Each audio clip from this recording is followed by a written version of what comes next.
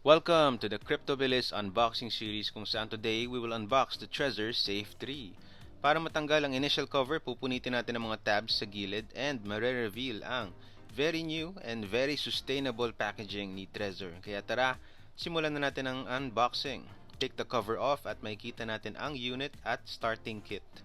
Also, meron na rin tayong cable dito, ang connecting cable natin papunta sa laptop para mag-on ang ating device. So, here you go. Check na natin ang laman ng starter kit. Sa loob ng starter kit, meron tayong starter pack, recovery seed, and of course, stickers. Hindi magpapatalo si Trezor. Meron tayong mga pwedeng ilagay sa ating laptop.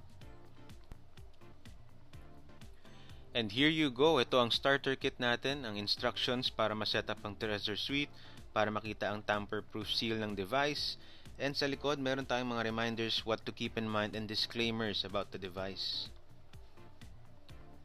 And also, meron tayong dalawang copy ng recovery seed phrase. Dito natin isusulat ang ating 12-word seed phrase. So ito ang keys sa ating crypto. So guys, very important itong copies natin na ito. If we can generate more, why not? So, importante na hindi ito mawala. These are 2 copies of the recovery seed phrase. So ayan, hindi natin makukuha ang device ng ganyan. We have to press down para maangat ng device. And here you go. This is the Trezor Safe 3. Gold ang colorway nito. Magaan siya, manipis, and yan, type C ang saksakan. So, here's the unit at isaksak na natin, buksan na natin ang cord para mapagana na natin ang ating unit.